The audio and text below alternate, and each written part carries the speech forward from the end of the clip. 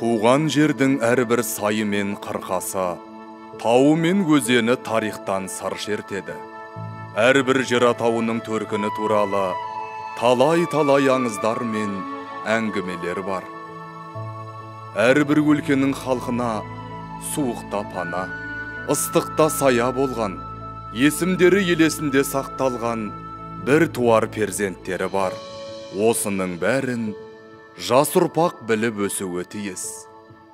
Нұрсұлтан Назарбаев.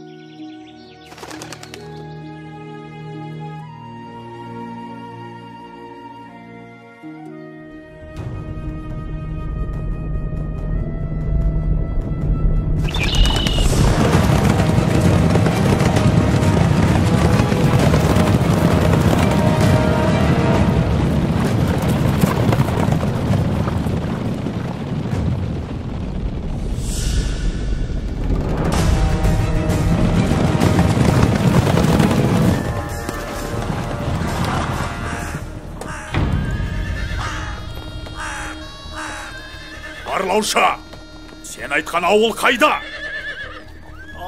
Ұлы Қонтайшым, кеше ғана осы жерде 30-40 үйлі ауыл мал жандарымен жатқан болатын.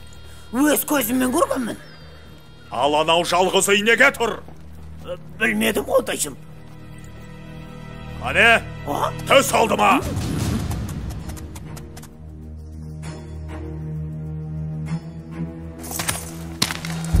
Ей шал, мал жан ел жұртың қайда?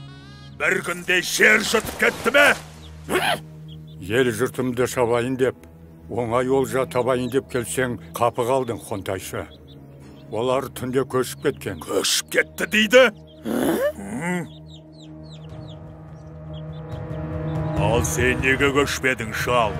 Әлде мені мүсірке баяйды деп отырмысың? Жоқ, сенен аяушылық күтпеймін. Әне, анау қарлығаштың ұясындағы сарауыз балапандарын көрдің бе? Балапандары қанаттанғанша үйімді бұзбайын деп шештім. Жау жағадан алды екен деп ұяны бұзып балапандарды шырылдатқым келмеді. Обалын ойладым. Обал деймісің? Олай болса, қылышымды былғап обалыңа қалмайын. Жалғыз өзің жапан далада аштықтан ажал табасың. Көрейін сонда мына құстарыңның аузыңа су тамызғанан. Қарлығаш әулие. Кеттік. Қазақтың даласын қанға бояп, ұлдарын құл, қыздарын күң етпесем, Қонтайшы атым құрысын.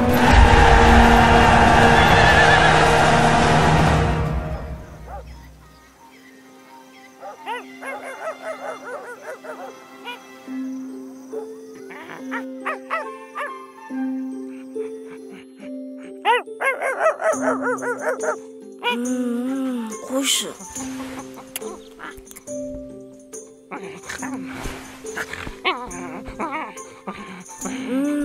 Ұйқы көрмедім ғой, Ақтөс.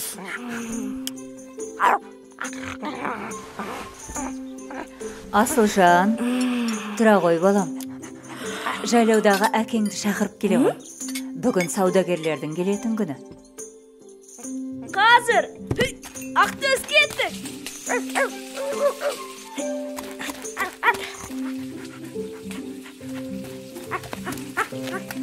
Асылжан, асықпай отырып жеп алмадың ба?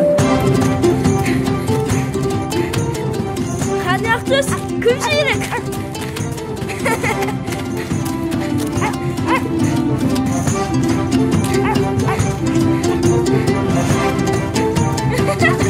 Ақтөс!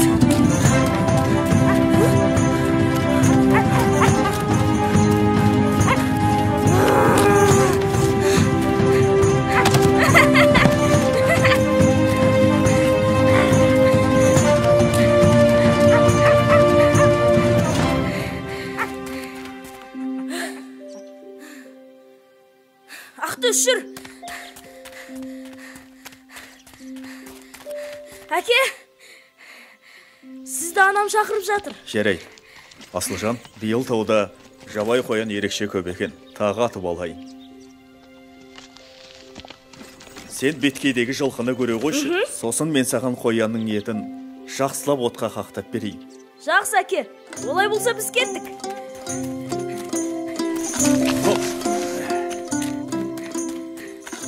Ақтөс, шаршамадың ба? Жарайсың, Ақтөс. Әне, келіп те қалдық. Міне біздің жылқылар. Қазір тайымды шақырайын. Алау! Алау!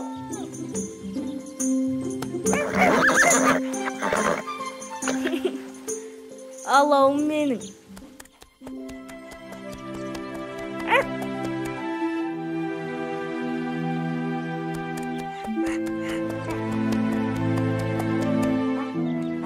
Ақтөс, әне, әкем қоянның етін пісіріп жатыр. Сен де бір тоятын болдың.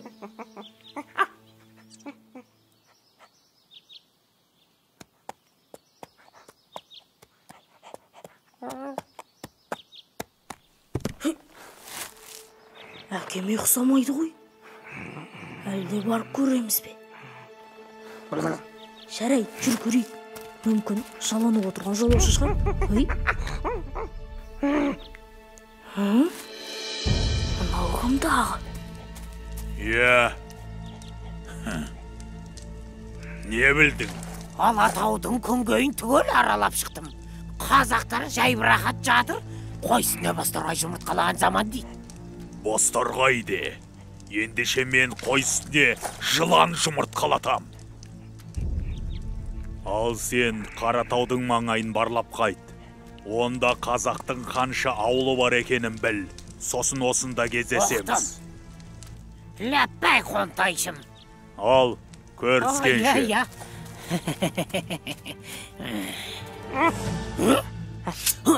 Иә.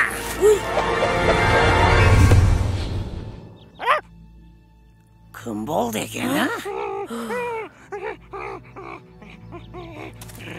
Адам бекен, сайтан бекен.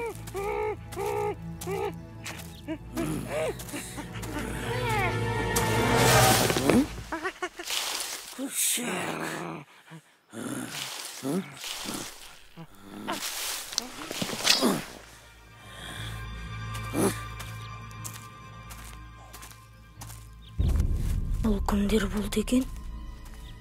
Бірақ түстер суық. Жүр, тез кетейік.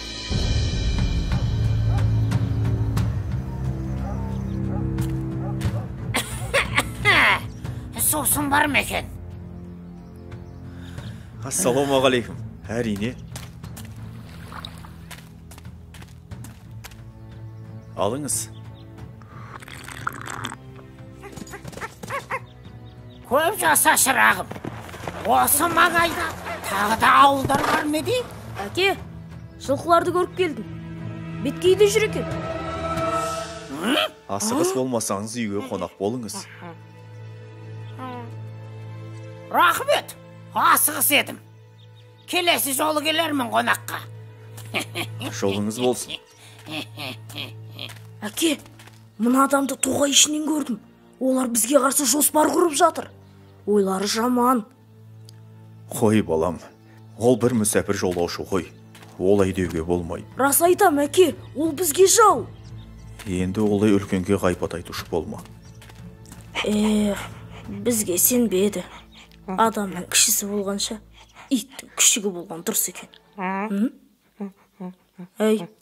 Бұл жай қазақтың мақалы. Асылжан, сен жинал. Сарайғыр жайлауына барамыз. Ақан ағаң сүндет той беріп жатыр. Сондағы Төле би атадан бат аласың. Әке, Төле би деген кім? Төле би бүкіл қазақтың төбе биі. Аузы дуалы, абыройы асқақ адам. Ол кісінің батасын алсаң, жақсы. Әке, мен би емес, Қабанбай, Бөгенбай, Наурызбай секілді батыр болғым келеді. Баламысың деген, жарайды.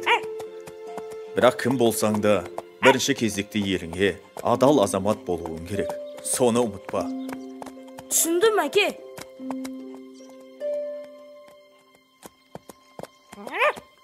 Балам, тоқташ. Мына жерде көп аттылар өткен секілді. Тұяқтары тереңге батқаны, қару жарақты әскер болған. Елге жау шаппаса иге. Қане балам, тезірек.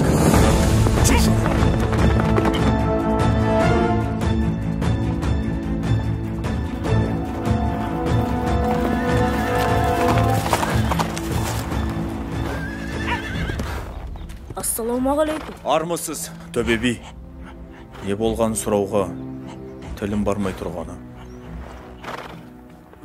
Қарақтарым, жау жағадан алды деген осы. Бір жақсы мал жанаман. Алдын ала ауылды көшіріп үлгердім. Енді тездетіп арқаға Қазбек биге, жайықта Әйтеке биге хабар жіберу керек. Орда басқа құрылтай шақырып, 300-дің басын қосып бірікпесек, жауға тойтарыс беру қиын.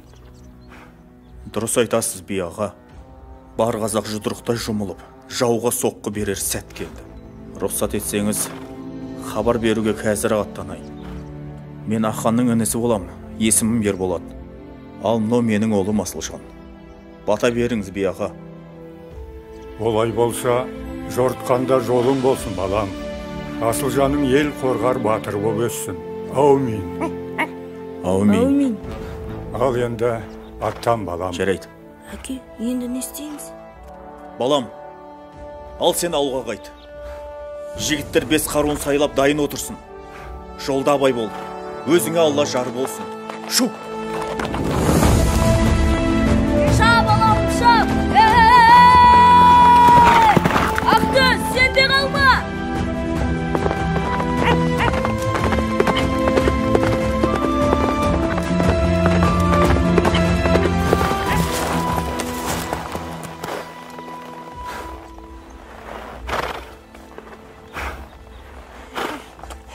Біздің ауыл көшіп кетіпті. Бірдеңнен сезген болар. Қайда кетті екен?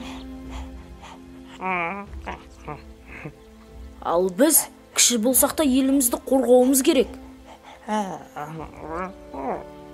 Өткендегі жерде жаулар кездесеміз деген. Сонда барайық. Ақтөс, шаршама.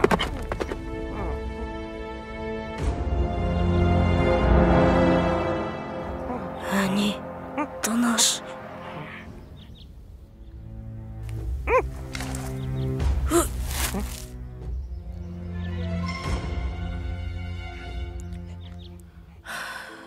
Байқамады. Жүр көрейік.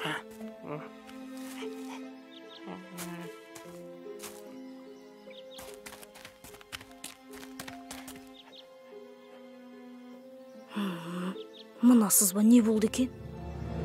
Мені жеткізуіміз керек.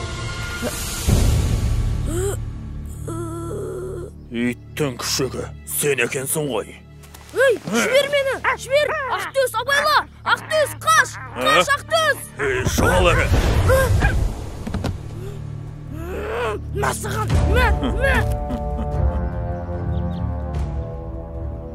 Жат енді осында жабысып. Кешке сені орда қалып кетем. Басы байлы құлым боласын. Ұқтың ба? Ей, боқмұрын.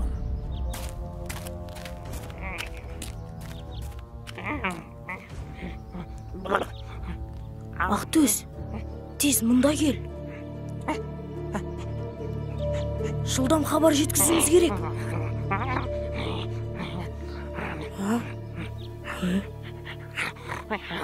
Жарайсың.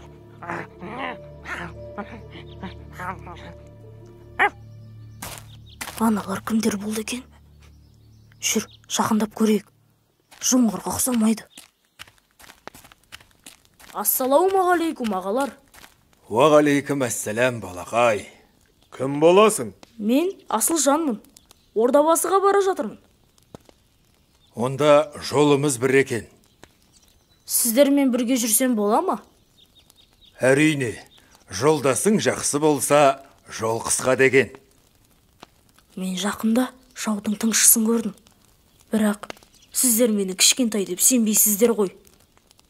Неге олай дейсің? Сенеміз. Рас па? Ендеше сол хабарды тездетіп, Қабанбай, Бөгенбай, Наурызбай батырларға жеткізу керек. Сіздер сол батырларды көрдіңіздер ме? Жоқ. Ондай батырларды білмейді екенбіз.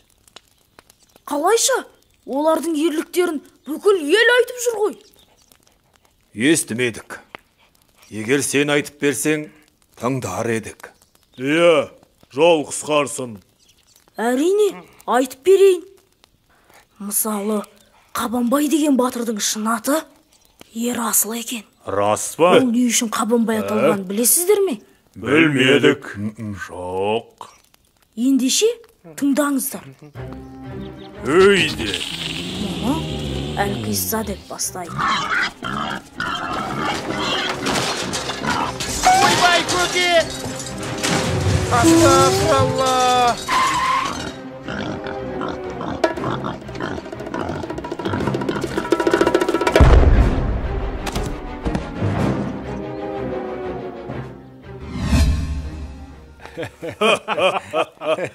Қатырдау. Бәрекелді. Қабанбай осал болмады. Ал, Бөгенбайдың батырлығы қандай екен?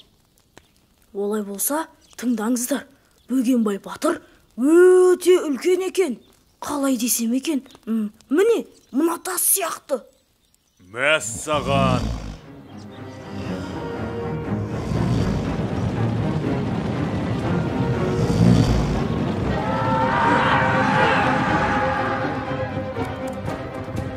Оның рас, Бөкеңнің ұйқысы қатты.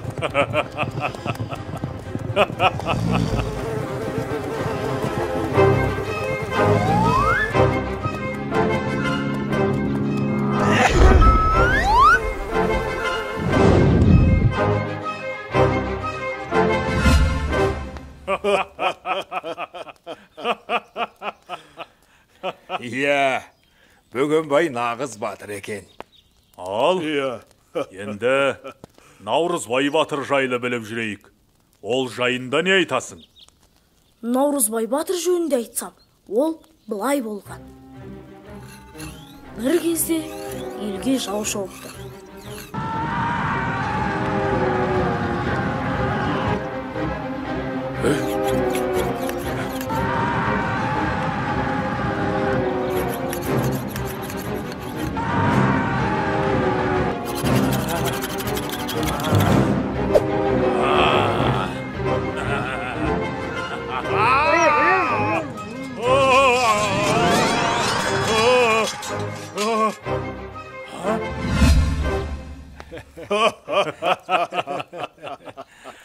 Жарайсың, Асылжан.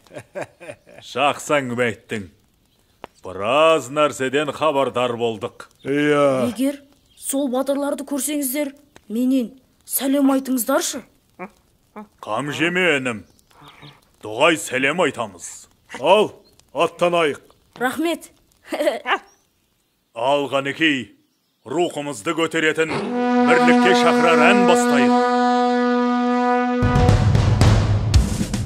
Қане дабыл қағайық, жауға қарсы шабайық, қарсы келген дұшпанның басын жерге қадайық. Ақ білектің күшімен, ақ найзаның ұшымен, жерін қорғау жігіттің парызы деп түсінем. Ей, жолбарыстай жүректі, ей, батырларым білікті, кел жауға бірге шабайық, қабыл етсе тілекті.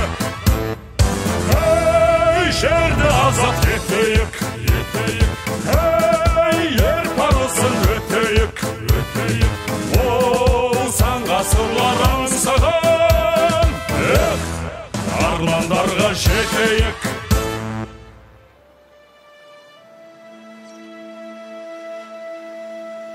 деген керемет.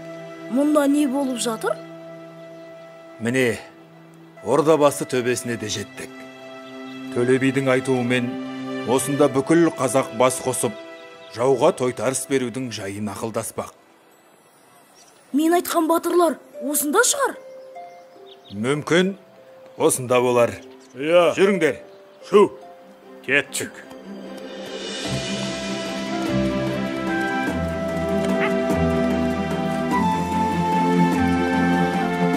Мәссаған, қандай керемет. Бөгенбай, Қабанбай, Наурызбай батырларға жалынды сәлем. Саламат болсын. Бәрекелді. Сіздерге 12 қанат үй тігілді. Мұнда өтіңіздер. Жақсы. Тынығып алсақ артық Түсінбедім. болмайды. Сіздер сол батырлар ма? Ал, Асылжан, біз сендей ізбасарымыздың барына қуанамыз. Иә. Батырлық білекте емес, жүректе болады. Ал сенің батыр болатыныңа біз сенеміз. Сау бол. Амандықта көріскенше. Жақсы балағай.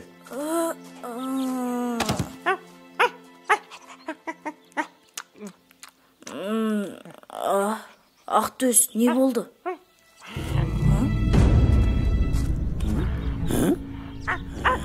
Шығу бірліктеріне балайын. Не жоспар құрып жатыр екен бұлар? Ақтөс, әзір. Наурызбай батыр, сен сол қанатты басқарасың. Бірақ мына сайда жасырма тұр. Тез хабар берейін. Қайда барасың? Мұнда болмайды. Мен батыр ағаларға баруым керек. Шұғыл түрде. Болмайды. Мұнда кеңес өтіп жатыр. Батыр ағалар, бұл мен ғой. Асылжанмын. Сақ болыңыздар. Ой, мынау балақай ғой. Иә, Асылжан екен. Кел, кіре ғой. Анда, мен көрген тыңшы сіздерді тыңдап тұр. Ой, еттің баласы. Не дейді? Көрейік. Некен? Сон неме? Қазір әкесін танытайын.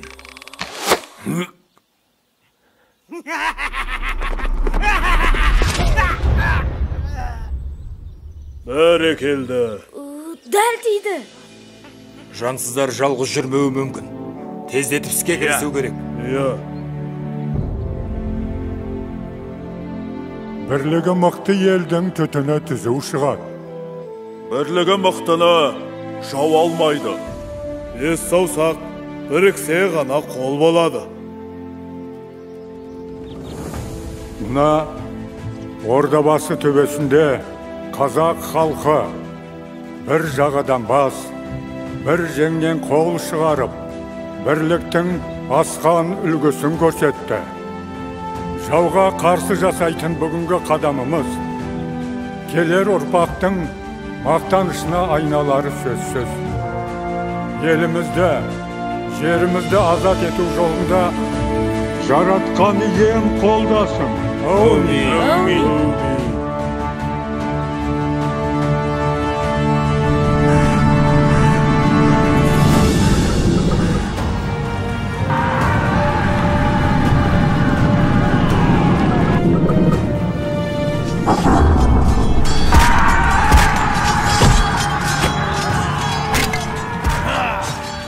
Осылайша қасиетті Ордабасы төбесінде бас қосқан қазақ елі жерін жаудан тазартып, бірліктің асқан үлгісін көрсетті. Бабаларымыз осындай байтақ жерімізді келер ұрпаққа мұра етіп қалдырды. Бұл сенің тарихың. Тарихыңмен мақтана біл, жас дос.